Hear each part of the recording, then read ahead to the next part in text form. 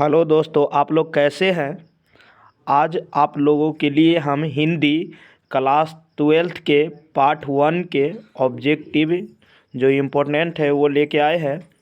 और आप लोगों के एग्ज़ाम है, इसलिए आप लोग गौर से देखिएगा और हो सके तो हमारे चैनल परजेश एजुकेशन को लाइक और सब्सक्राइब करिएगा, समझे दोस्तों। तो चलिए हम आप लोग चलते हैं, ऑब्जेक्टिव कैसे बनाना है, क्या टिक करना है। पहला क्वेश्चन लिखा हुआ है, क्या लिखा हुआ है दोस्तों। पहला क्वेश्चन लिखा हुआ है, बाल कृष्ण भट्ट किस काल के रचनाकार है। यानी बाल कृष्ण भट्ट जो है वो किस काल के रचनाकार है दोस्तों। तो बाल कृष्ण भट्ट जो है वो भारतेंदु काल के रचनाकार है। क्या है? भारतेंदु काल। क्या है? भारतेंदु। क्या है?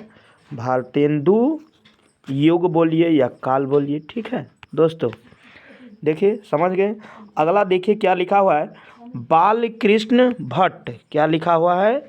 बाल कृष्ण भट्ट का जन्म कहाँ हुआ था। यानी बाल कृष्ण भट्ट जो है उसका जन्म स्थान पूछ रहा है कि जन्म स्थान कहाँ हुआ था। ये नहीं पूछ रहा है कि कब हो रहा है, ये पूछ रहा है बाल कृष्ण भट्ट का जन्म कहाँ हुआ था। तो दोस्तों बाल कृष्ण भट्ट का जन्म कहाँ हुआ था? इलाहाबाद में। कहाँ हुआ था दोस्तों? इलाहाबाद। कहाँ? इलाहाबाद, ठीक है। अब देखिए क्या है, अगला क्या लिखा हुआ है। अगला लिखा है, असल बातचीत दो व्यक्तियों के बीच होती है, यह किसने कहा था। असल बातचीत दो व्यक्तियों के बीच होती है, यह बात है। तो पूछ रहा है कि किसने कहा था, ये बात किसने बोला था। तो ये बात एडिसन ने बोला था। कौन बोला था? एडिसन। एडिसन, ठीक है दोस्तों।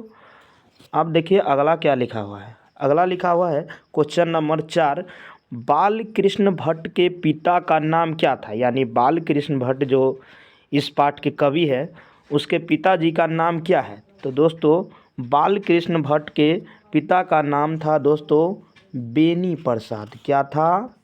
बेनी प्रसाद। लिख देते हैं यहाँ पे बेनी प्रसाद भट्ट। क्या? ठीक है दोस्तों। अब अगला देखिए क्या लिखा हुआ है। क्वेश्चन नंबर 5 लिखा हुआ है, बाल कृष्ण भट्ट के माता के नाम। इससे पहले था बाल कृष्ण भट्ट के पिता के नाम, अभी क्या पूछ रहा है, बाल कृष्ण भट्ट के माता के नाम बोलिए क्या था। तो माता के नाम दोस्तों था क्या? पार्वती देवी। क्या? पार्वती देवी। देखिए लिख देते हैं यहाँ पे पार्वती देवी, ठीक है दोस्तों। अब अगला देखिए क्या लिखा हुआ है। क्वेश्चन 6 लिखा हुआ है, बाल कृष्ण भट्ट की रचना कौन सी है। यानी इसमें जो ये लिखा गया है वो बाल कृष्ण भट्ट जी कौन सा है जो लिखे हुए हैं। तो दोस्तों पहले समझते हैं हम जूठन कौन लिखा हुआ है, उसके हिसाब से हम लोग तय कर लेंगे कि बाल कृष्ण भट्ट क्या लिखा है। तो दोस्तों जूठन क्या लिखे हुए हैं? वाल्मीकि। ओम प्रकाश वाल्मीकि। ओम प्रकाश वाल्मीकि, ठीक है। आगे देखिए अगला लिखा हुआ है रोज। यानी 12th क्लास में रोज है, तो रोज कहानी जो लिखे हुए हैं वो कौन लिखे हुए हैं दोस्तों? अज्ञेय। सच्चिदानंद हीरा ने लिखे हुए हैं, लेकिन आपको लोगों को शॉर्टकट के लिए बोल रहे हैं अज्ञेय जी लिखे हुए हैं। ये कौन लिखे हुए हैं? अज्ञेय। और अगला है बातचीत, तो यही बातचीत जो लिखे हुए हैं वो कौन? बाल कृष्ण भट्ट। बाल कृष्ण भट्ट। अगला लिखा हुआ है तिरीच। क्या है? तिरीच।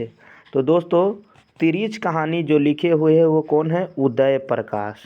उदय प्रकाश, ठीक है दोस्तों। तो यहाँ पे क्वेश्चन था बातचीत किसने लिखा है। तो बातचीत दोस्तों बातचीत जो लिखे हैं वो क्या लिखे हैं? बाल कृष्ण भट्ट, ठीक है दोस्तों। हम चाहते हैं कि आप लोग एक क्वेश्चन नहीं बल्कि एक क्वेश्चन के साथ 2-3 क्वेश्चन का जवाब जानिए, और आप लोगों के एग्ज़ाम बुझिए कि सिर पर आ गया है। अगर आप लोग सही से नहीं तैयारी करिएगा तो एग्ज़ाम में क्या लिखेगा। और ऑब्जेक्टिव ही एक ऐसा सब्जेक्ट है जिसमें आप पूरा एक सही करते हैं तो 1 नंबर मिलेगा, और गलत करते हैं तो 1 नंबर में 1 नंबर काटा जाता है। इसलिए आप लोग सही से इसको टिक करिएगा। ठीक है दोस्तों, चलिए अगला देखते हैं क्या लिखा हुआ है। अगला लिखा हुआ है, बातचीत साहित्य की विद्या क्या है। यानी बातचीत जो है वो क्या है। तो दोस्तों बातचीत एक क्या है, एक निबंध है। क्या है, निबंध है। समझ गए। अब अगला देखिए क्या लिखा हुआ है। सॉरी दोस्तों, देखिए आगे क्या लिखा हुआ है। अगला लिखा हुआ है, बातचीत के जरिया, जरिया नहीं होगा यहाँ, जरिया होगा। क्या होगा, जरिया।